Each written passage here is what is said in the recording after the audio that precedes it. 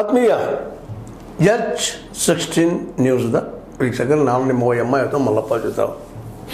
ಈಗಾಗಲೇ ರಾಜ್ಯ ತುಂಬ ಇವತ್ತು ಬಂದ್ ಆಚರಣೆ ಇದೆ, ನಿಮಗೆ ಗೊತ್ತೂ ಇದೆ. ಇದಕ್ಕೆ ನಮ್ಮ ಪಂಚಮಸಾಲಿ ಪೀಠದ ಜಯ ಮೃತ್ಯುಂಜಯ ಸ್ವಾಮೀಜಿಯವರು ಕರೆ ಕೊಟ್ಟಿದ್ದಾರೆ. ಎಲ್ಲಿವರೆಗೆ CM ಕ್ಷಮೆ ಕೇಳೋದಿಲ್ಲವೋ ಅಲ್ಲಿವರೆಗೆ ಹೋರಾಟ. ಇದಕ್ಕೆಲ್ಲ ಪ್ರಚೋದಕರು ಸೇಮ್ ಅವ್ರನ್ನ ಬಿಟ್ಟು ಮತ್ತಾರು ಇಲ್ಲ ಅನ್ನುವಂಥ ಒಂದು ಸಂದರ್ಶನ ಅಲ್ಲೇ ಕೊಡ್ತಾ ಇದ್ದಾರೆ ಅನೇಕ ಮೀಡಿಯಾ ಹೌಸ್ಗಳಿಗೆ. ಅವರ ಅಭಿಪ್ರಾಯದಲ್ಲಿ ನಿನ್ನೆ ನಡೆದ ಘಟನೆಗೆ ಸ್ವತಃ ಸಿದ್ದರಾಮಯ್ಯನವರ ಕಾರಣ ಪ್ಲಾನ್ ಮಾಡಿದ್ದಾರೆ ಅನ್ನುವಂಥ ಅವರ ಆರೋಪ. ಇದಕ್ಕೆ ಯಾವ ರೀತಿಯಾಗಿ ಸ್ಪಂದಿಸ್ತಾರೋ CM ಅವ್ರಿಗೆ ಗೊತ್ತಿಲ್ಲ. ಬಟ್ ಇದರ ಮೂಲ ಕಾರಣಕರ್ತರು ಸಿದ್ದರಾಮಯ್ಯನವರು. ಸಿದ್ದರಾಮಯ್ಯರ ಬಗ್ಗೆ ನಮಗೆ ಬಸವಣ್ಣವ್ರ ಮೇಲೆ ಪ್ರೀತಿ ಇದ್ದಿದ್ದು ನೋಡಿ ಮತ್ತೆ ಸ್ವಲ್ಪ ವಿಶ್ವಾಸ ಮೂಡಿತ್ತು. ಅದು ಮೇಲೆ ಜನ ಮಾತಾಡ್ತಾಯಿದ್ರು, ಅವರು ಲಿಂಗಾಯತ್ ವಿರೋಧಿ ಅಂತೇಳಿ. ಅದು ಇವತ್ತು ನಮಗೆ ಪ್ರೂವ್ ಆಯಿತು. ನಾವು ಶಾಂತಿಯುತವಾಗಿದ್ದಿದ್ವಿ. ಇದನ್ನೆಲ್ಲ ಏನಪ್ಪ ಅಂದ್ರೆ ಹಾದಿ ತಪ್ಪಿಸಿದವರು ನಮ್ಮ CM ಸಿದ್ದರಾಮಯ್ಯನವರು. ಅದಕ್ಕಾಗಿ ಅವರು ಇವತ್ತಿನ ಈ ಅಮಾಯಕ ಜನರ ಒಂದು ಜನಕ್ಕೆ ಪೆಟ್ಟಾಗಿದ್ದರೆ, ತಲೆ ಹೊಡೆದಿದ್ರೆ, ಕೈ ಮುರಿದಿದ್ರೆ, ಇಂಥ ಒಂದು ಘಟನೆಗಳಿಗೆ ಸ್ವತಃ CM ಅವರ ಕಾರಣ. ಅದಕ್ಕಾಗಿ ಅವರು ನಮ್ಮ ಪಂಚಮಸಾಲಿ ಸಮಾಜದ ಕ್ಷಮೆ ಕೇಳಬೇಕು ಅನ್ನುವಂಥ ಮಾತನ್ನು ಮಾತಾಡಿದ್ದಾರೆ. ಇದು ಅವರ ದೃಷ್ಟಿಯಲ್ಲಿ ಅತ್ಯಂತ ಒಂದು ಏನಪ್ಪ ಕಠೋರವಾದ ಆರೋಪ ಮತ್ತು ಸರಿಯಾದ ಆರೋಪ. ಅವರು ವಾದ ಮಾಡ್ತಾಯಿದ್ದಾರೆ. ಸರಿ, ಈ ಕಳೆದ 4-6 ವರ್ಷಗಳಿಂದ ಈ ಹೋರಾಟ ಮುಂದುವರಿತಾ ಬಂದಿದೆ. ಇಡೀ ಪಂಚಮಸಾಲಿ ಸಮುದಾಯ ಒಂದಾಗಿ ಈ ಹೋರಾಟವನ್ನು ಮಾಡ್ತಾಯಿದ್ರು, ನಮಗೆ ಮೀಸಲಾತಿ ಬೇಕು ಅಂತೇಳಿ. ಆದರೆ ಇಲ್ಲಿವರೆಗಿನ ಎಲ್ಲ ಸರ್ಕಾರಗಳು, ಇವತ್ತು BJP ಸರ್ಕಾರವಿರ್ಬೋದು, ಇವತ್ತು ನಮ್ಮ ಕಾಂಗ್ರೆಸ್ ಸರ್ಕಾರ ಇರ್ಬೋದು, ಅದರ ಹಿಂದಿನ ಸರ್ಕಾರಗಳಾಗಿರ್ಬೋದು, ಇವರು ಸಹಿತ ಪಂಚಮಸಾಲಿ ಮೀಸಲಾತಿ ಬಗ್ಗೆ ಪರ ಇದ್ದರೂ ಸಹಿತ ಈ ಒಂದು ಸಂವಿಧಾನದ ಅಡಿಯಲ್ಲೇ ಇದನ್ನು ಮಾಡೋದು ಭಾಳ ಕಷ್ಟ ಅನ್ನೋ ಕಾರಣಕ್ಕೆ ಹಂಗೆ ಮುಂದುವರ್ತಾ ಬಂದು ಕೊನೆಗೆ ಹಿಂದಿನ ಸರ್ಕಾರದಲ್ಲಿ ಬೊಮ್ಮಾಯಿಯವರ ಸರ್ಕಾರದಲ್ಲೇ 2C 2D ಒಳಗೆ ಸೇರಿಸಿ ಒಂದಿಷ್ಟು ಮುಸ್ಲಿಮರ ಹಕ್ಕುಗಳು ಕೊಟ್ಟರು. ಅದು ಸುಪ್ರೀಂ ಕೋರ್ಟ್ ನಡೆದ. ಈಗಾಗಲೇ ಎಲ್ಲರೂ ಗೊತ್ತಿದ್ದ ವಿಷಯ ಏನೂ ಓದೋದಿಲ್ಲ. ಇಂಥ ಸಂದರ್ಭದಲ್ಲಿ ಅವ್ರು ಮತ್ತೂ ಡಿಮಾಂಡ್ ಮಾಡಿ ನಮಗೆ ರೆಸಲ್ಯೂಷನ್ಗಳು 2Dದಾಗ ಹಾಕಿಸ್ಬೇಕು ಅನ್ನೋದು ಇವರು ವಾದ. ಮತ್ತು ಅವ್ರಿಗೆ ಕೇಳೋದ್ರಲ್ಲೂ ತಪ್ಪಿಲ್ಲ. ಯಾಕಂದರೆ ಪ್ರತಿಯೊಂದು ಸಮುದಾಯದ ನಮ್ಮ ಧಾರ್ಮಿಕ ಲೀಡರ್ ಆಗಿರ್ಬೋದು ಅಥವಾ ರಾಜಕೀಯ ಲೀಡರ್ಗಳಾಗಿರ್ಬೋದು, ಅವ್ರು ತಮ್ಮ ಸಮುದಾಯಕ್ಕೆ, ಅದು ತಮ್ಮ ಸಮಾಜಕ್ಕೆ ಹೆಚ್ಚಿನ ಅವಕಾಶಗಳು ಸಿಗಲಿ ಅನ್ನುವಂಥ ಒಂದು ವಾದ ಇರ್ತದೆ. ಆ ದಿಶೆಯಲ್ಲೇ ಅವ್ರು ಕೇಳೋದ್ರಲ್ಲಿ ಏನು ತಪ್ಪಂತಿಲ್ಲ. ಬಟ್ ಆ ಕೇಳೋ ಪದ್ಧತಿ ಈ ಒಂದು ಪ್ರಜಾಪ್ರಭುತ್ವದಲ್ಲಿ, ಅದರಲ್ಲೂ ನಮ್ಮ ಸಂವಿಧಾನದಲ್ಲಿ ಶಾಂತಿಯುತವಾಗಿ ಮಾಡಬೇಕು ಅಂತೇಳಿ.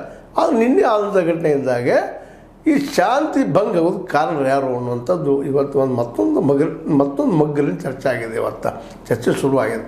ನಾನು ತಪ್ಪು ಮಾಡಲಿಲ್ಲ, ಒಬ್ಬರ ಮೇಲೆ ಒಬ್ಬರು ಆರೋಪ ಮಾಡುವಂಥ ಎಲ್ಲ ಸಾಧ್ಯತೆಗಳಿದ್ದಾವೆ.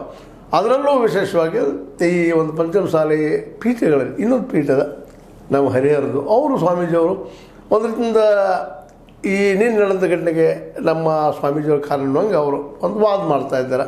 ಜೊತೆಗೆ ವಿಜಯ ಕಾಶಪ್ಪನವರು ಅಂತೇಳಿ, ಮಹಂತೇಶ್ ಕಾಶಪ್ಪನವರು ಅಂತೇಳಿ ಅವರು ಇದ್ದಂಥವರು ಇಲ್ಲ, ಇದು ಅಘಟಿತ ಘಟನೆ ಆಗಬಾರ್ದಾಗಿತ್ತು, ಆಗಿದೆ. ಇದಕ್ಕೆ ಅವರು ನಮ್ಮ ಯತ್ನಾಳ್ ಅವ್ರ ಮೇಲೆ ಬಸವಗೌಡ ಪಾಟೀಲ್ ಯತ್ನಾಳ್ ಮೇಲೆ ಆರೋಪ ಮಾಡ್ತಾರೆ. ಇಂಥದ್ದು ಅನಗತ್ಯವಾಗಿ ಈ ಪರಿಸ್ಥಿತಿಗೆ ಅವ್ರ ಕಾರಣ, ಪ್ರಚೋದನೆಗೆ ಅವ್ರ ಕಾರಣ ಅನ್ನುವಂಥದ್ದು. ಮತ್ತು ಅವ್ರಿಗಿನ್ನ ಒಬ್ಬರಿಗೆ ಬೆಂಬಲ ನಿಲ್ಲಬಾರ್ದಾಯಿತು ಸ್ವಾಮೀಜಿ ಅನ್ನುವಂಥ ಮಾತುಗಳು ಅವ್ರು ಮಾತಾಡ್ತಾ ಇದ್ದಾರೆ. ಒಂದು ರೀತಿಯಿಂದ ಏನಾಗಿಬಿಡೋದಪ್ಪ ಅಂದರೆ ಇವತ್ತು ಪಂಚಮಸಾಲಿ ಪೀಠಗಳಲ್ಲೇ ಹೊಂದಾಣಿಕೆ ಇಲ್ಲದಕ್ಕಾಗಿ ಇದು ಒಂದು ಯಾವ ಫೋರ್ಸ್ ಆಗಬೇಕಾಗಿತ್ತು ಅದು ಫೋರ್ಸ್ ಆಗ್ತಾಯಿಲ್ಲ.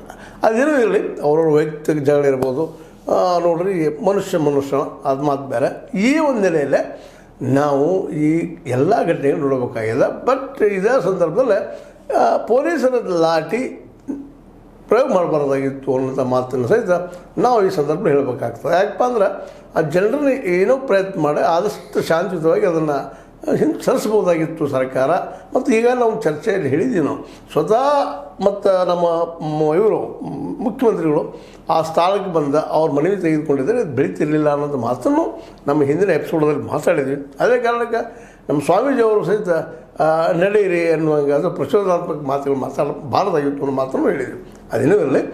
ಆ ದಿಶೆಯಲ್ಲಿ ವಿಚಾರ ಮಾಡಿದಾಗ ನಮ್ಮ ಸಿದ್ದರಾಮಯ್ಯನ ಮಾತಾಡಿದಾಗ ಸಿದ್ದರಾಮಯ್ಯನವರು ಇಲ್ಲ, ನಾವು ಟೈಮ್ ಕೊಟ್ಟಿದ್ದೀವಿ, ಆ ಸಮಯಕ್ಕೆ ಅವ್ರು ಬರಲಿಲ್ಲ ಅನ್ನುವಂಥ ಮಾತಾಡಿದ್ರು. ಇರಲಿ, ಯಾರು ಸತ್ಯ ಯಾರು ಸುಳ್ಳ ಅವ್ರಿಗೆ ಬಿಟ್ಟಂಥದ್ದು. ಅದೇನೋ ಆಗಲಿ, ಈಗ ಪೆಟ್ಟು ಬಿದ್ದಿದ್ದು ಏನಾಗಬೇಕು ಅಂತ. ಜೊತೆಗೆ ಅವ್ರ ಬೇಡಿಕೆ ಅದ. ಈಗ ನಾವು ಚರ್ಚೆನೂ ಮಾಡಿದ್ವಿ ಅದನ್ನು.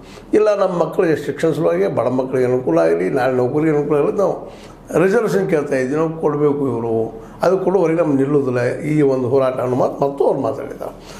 ಈ ಎಲ್ಲ ನೆಲೆಯಲ್ಲೇ ಕೊನೆಯದಾಗಿ ಸ್ವಾಮೀಜಿಯವರು ಹೇಳೋದೇನಪ್ಪ ಅಂದ್ರೆ ಅವರಿಗೆ ಎಲ್ಲಿಯವರೆಗೆ ಕ್ಷಮೆ ಕೇಳೋದಿಲ್ಲ ನಮ್ಮ ಸಮಾಜವನ್ನು, ಮತ್ತು ಜೊತೆಗೆ ನೀನಾದ ಘಟನೆ ಜವಾಬ್ದಾರಿ ಹೊರೋದಿಲ್ಲ, ಅಲ್ಲಿವರೆಗೆ ನಾವು ಈ ಒಂದು ಏನಪ್ಪ ಅಂತಂದ್ರೆ ಸತ್ಯಾಗ್ರಹವನ್ನು ನಾವು ನಿಲ್ಲಿಸೋದಿಲ್ಲ.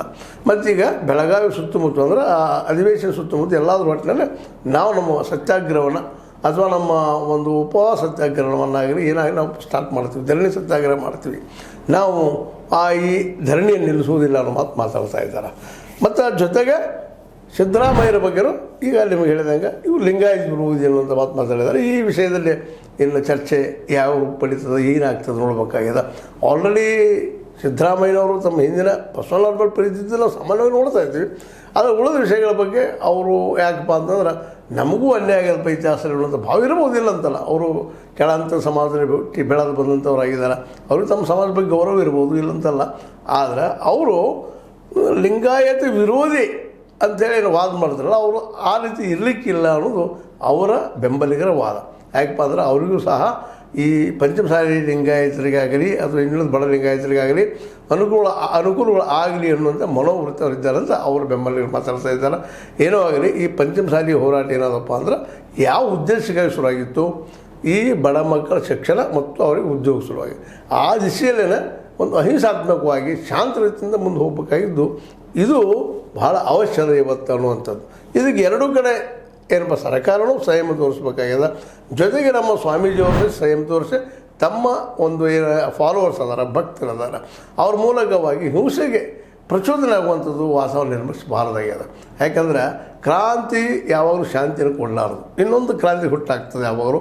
ನಾವು ಇತಿಹಾಸದಲ್ಲಿ ನೋಡಿದಂಥ ವಿಷಯಗಳು ಇದ್ದಾವೆ. ಅದಕ್ಕಿಂತಲೂ ಎವಲ್ಯೂಷನ್ ನಿಮ್ಗೆ ಗೊತ್ತದೆ, ವಿಕಾಸವಾದ ಮಾಡಿದ್ರೆ ಒಂದು ಮಾಡ್ತಾ ತನಗೆ ಹೆಂಗೆ ಬೇಕು ಹಂಗೆ ರೆಡಿ ಮಾಡ್ಕೊಳ್ತಾ ಹೋಗ್ತಾ ಇದೆ. ಅದಕ್ಕೆ ಇವತ್ತೇನೋ ಸಿದ್ದರಾಮಯ್ಯನವರು ತಪ್ಪು ವರ್ತನೆ ಮಾಡಿರ್ಬೋದು ಅಥವಾ ಮಿಸ್ಅಂಡರ್ಸ್ಟ್ಯಾಂಡಿಂಗ್ ಆಗಿರ್ಬೋದು, ಅಥವಾ ಇವು ಸ್ವಾಮೀಜಿಯವರು ಅನ್ನುವಾಗ ಲಿಂಗಾಯತ ವಿರೋಧಿನೂ ಇರ್ಬೋದು. ಒಳಮನಸ್ಸಿನಲ್ಲಿ ಕೆಲವು ತೋರಿಸೋದಿಲ್ಲ ರಾಜಕಾರಣಿಗಳು ಗೊತ್ತ, ಮೇಲ್ಪದಲ್ಲಿ ದೊಡ್ಡ ಮಾತು ಮಾತಾಡುವಂಥದ್ದು, ಆದರ್ಶದ ಮಾತು ಮಾತಾಡುವಂಥದ್ದು, ಬಸವನ ಬಗ್ಗೆ ಒಳ್ಳೆ ಮಾತು ಮಾತಾಡೋದು, ಒಳಗೆ ಏನಿದ್ದಾರೆ ಇದ್ದಾರೆ. ಯಾಕಂದ್ರೆ ಈ ನಮ್ಮ ಸ್ವಾಮೀಜಿ ಅವರು ಹೇಳೋದು ಇವತ್ತು ನೋಡಿದಾಗ ಇದ್ದರೂ ಇರಬೇಕು ಅನ್ನೋ ಯಾವುದೋ ಮೂಲೆಯಲ್ಲೇ ಅವ್ರಿಗೆ ಅನಿಸೋದು ಅದ್ರ ಮಾತು ಮಾತಾಡಿದ್ದಾರೆ. ಅದೇ ಕಾಲಕ್ಕೆ ಎಷ್ಟೋ ಜನ ಲಿಂಗಾಯತ ಈ ಹಿಂದೆ ನಮ್ಮ ಯಡಿಯೂರಪ್ಪನವರು ಇದ್ದಾಗ ಸಹಿತ ವ್ಯವಹಾರ ನಿಮ್ಗೆ ಗೊತ್ತು ಯಾವ ರೀತಿಯಾಗಿ ಮುಂದೆ ಆಗ್ತಾ ಬಂತಾರೆ. ಅವ್ರ ವಿರೋಧ ಸಹಿತ ನಮ್ಮ ಸ್ವಾಮೀಜಿಯವ್ರು ಮಾತಾಡಿದರು. ಅಲ್ಲ, ಲಿಂಗಾಯತರಲ್ಲೇ ಕೆಲವೊಂದಿಷ್ಟು ಜನ ಏನಪ್ಪ ಅಂದ್ರೆ ವಾಸ್ತವದ ಮೇಲೆ ವಿಚಾರ ಮಾಡಿದಾಗ ಅವ್ರು ಇದ್ದಂಥವ್ರು ವಿರೋಧ ಮಾಡೋಗಿದ್ರು, ಸತ್ಯ ಹೇಳಿದ ಕೂಡ ವಿರೋಧಿ ಎನಿಸ್ಕೊಳ್ತಾನೆ ಅನ್ನುವಂಥ ಮಾತು ನಮಗೆ ಕಂಡುಬಂದಿದ್ದವು. ಒಟ್ಟಾರೆಯಾಗಿ ಇವತ್ತು ಅವ್ರ ಸಂದರ್ಶನದ ಉದ್ದಕ್ಕೂ ನಮ್ಮ ಸಿದ್ದರಾಮಯ್ಯರ ಮೇಲೆ ವಿಶೇಷವಾಗಿ ಆರೋಪಗಳನ್ನು ನಮ್ಮ ಸ್ವಾಮೀಜಿಯವರು ಮಾಡಿದ್ದಾರೆ. ಮತ್ತು ಸ್ಟ್ರೈಕನ್ನು ನಿರಂತರವಾಗಿ ಮುಂದುವರಿತದೆ. ಧರಣಿ ಸತ್ಯಾಗ್ರಹ ಈ ಸ್ಟ್ರೈಕ್ ಮುಂದುವರಿತದೆ. ನಾಡಿನ ತುಂಬೆಲ್ಲ ನಮ್ಮ ಪಂಚಮಸಾಲಿ ಸಹೋದರರು ಅಷ್ಟಲ್ಲ, ಇಡೀ ಲಿಂಗಾಯತ ಸಮುದಾಯ ಇದಕ್ಕೆ ಬೆಂಬಲ ಸೂಚಿಸ್ತಾ ಇದ್ದಾರೆ, ಇದರಲ್ಲೇ ಎಂಟರ್ ಆಗ್ತಾ ಇದ್ದಾರೆ. ನಾವು ಅದಕ್ಕಾಗಿ ಆ ಜನರ ಎಲ್ಲ ಒಂದು ಅಭಿಲಾಷೆ ಏನದಲ್ಲ, ಒಂದು ರಿಸರ್ವೇಷನ್ನು ಅಥವಾ ಮೀಸಲಾತಿ ಅಷ್ಟರೊಳಗೆ ನಾವು ಧರಣಿ ಮಾಡ್ತೀವಿ ಅನ್ನುವಂಥ ಒಂದು ಸ್ಪಷ್ಟ ನಿಲುವನ್ನು ಮಾತಾಡಿದ್ದಾರೆ. ಇನ್ನು ಇರುವಂಥ ನೆಕ್ಸ್ಟ್ ಏನಪ್ಪ, ಇದಕ್ಕೆ ಸಿದ್ದರಾಮಯ್ಯನವರು ಯಾವ ರೀತಿಯಾಗಿ ಉತ್ತರ ಕೊಡ್ಬೋದು, ಏನು ಎಂತು ಅನ್ನೋದು ಆಸನ ನಿಂತದ್ದು. ಬಟ್ ಸಿದ್ದರಾಮಯ್ಯನವರು ಇದನ್ನು ಸಾಧ್ಯದಷ್ಟು ಮಟ್ಟಿಗೆ ಶಾಂತಿ ಮಾರ್ಗದಲ್ಲಿ ಕೂಡಿಸೋದಕ್ಕಾಗಿ ಅಟ್ಲೀಸ್ಟ್ ಹೌದಪ್ಪ ಸ್ವಾರಿ ಅವ್ರು ತಿಳ್ಕೊಂಡಂಥವ್ರಿಗೆ ಅಲ್ರಿ ಮತ್ತೆ ನೋಡಿ ಕ್ಷಮೆ ಕೇಳೋದ್ರಲ್ಲಿ ಏನು ತಪ್ಪಿಲ್ಲ. ಸ್ವಾಮೀಜಿಯವರು ಇಂಥ ಮನೆ ಸಲುವಾಗಿ ಮಾಡ್ತಾಯಿಲ್ಲ, ತಮ್ಮ ಸ್ವಹಿತಕ್ಕಾಗಿ ಮಾಡ್ತಾಯಿಲ್ಲ. ಒಂದು ಬಡ ಲಿಂಗಾಯತ ಸಮುದಾಯದಲ್ಲಿಯ ಬಡವರ ಪರವಾಗಿ ಅವರು ಮಾತಾಡ್ತಾ ಇದ್ದಾರೆ, ಅವ್ರು ಸ್ವತಃ ಹೇಳ್ತಾ ಇದ್ದಾರೆ. ಆದರೂ ಪಂಚಮಸಾಲಿ ಲಿಂಗಾಯತರ ಬಗ್ಗೆ ಒಂದಿಷ್ಟು ಒಲವು ಪ್ರೀತಿ ಹೆಚ್ಚದ ಅವ್ರಿಗೆ ಮಾಡಲಿ, ಅದೇನಿಲ್ಲ.